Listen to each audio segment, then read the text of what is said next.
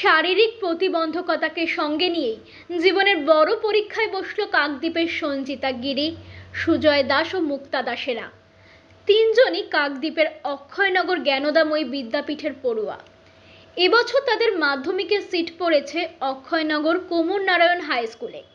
অক্ষয়নগর গ্রামের বাসিন্দা সঞ্চিতার উচ্চতা মেরে কেটে 1 থেকে 1.5 ফুট, ওজন 15 কিলোগ্রামের মতন। জন্ম থেকে অসুখ বিসুখে জর্জরিত, অভাবে সংসারে যথাযথ চিকিৎসাও মেলেনি। তবুও অদম্য ইচ্ছায় এবছর মাধ্যমিক পরীক্ষা দিচ্ছে অন্যান্য স্বাভাবিক পরীক্ষার্থীদের মতনই। সঞ্জিতার বাবা পেশায় দিনমজুর, দিন আনে দিন খায়।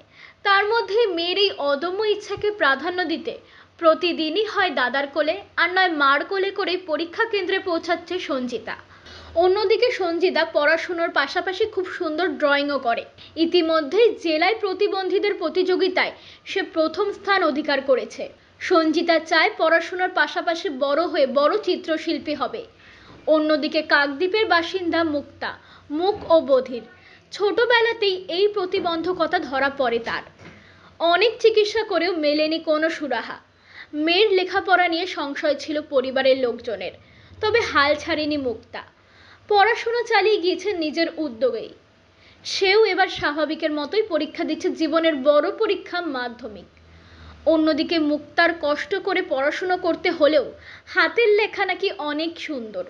সুজয় দাস জন্ম থেকেই বিকলাঙ্গ, হাঁটাচলা করতে পারে না, লাঠি ধরেই চলাফেরা করতে হয়। ছোট থেকেই স্নায়ুর সমস্যা, 3 বার অস্ত্রোপচার হয়েছে। সুজয়ের বাবা পেশায় মৎস্যজীবী। অনেক কষ্ট করে অভাবের মধ্যেই পড়াশোনা করতে হয়েছে সুজয়কে। কিন্তু তার মধ্যেও জীবনের অদম্য জেদের কাছে হার মেনেছে প্রতিবন্ধকতা। তবে এই বিষয়ে অক্ষয়নগর জ্ঞানদাময়ী বিদ্যাপীঠের সহকারী শিক্ষক জানায়, তারা গর্বিত তাদের এই অদম্য ইচ্ছার কাছে। আর 5 জনের মতোই তারা স্বাভাবিকের মতো পরীক্ষা দিচ্ছে এবং আশানুরূপ ফলও করবে আশা শিক্ষকদেরও। দক্ষিণ 24 পরগনা থেকে বিশ্বজিৎ নস্করের report, U Bangla TV. U Bangla TV, হৃদয় ছুঁয়ে যায়।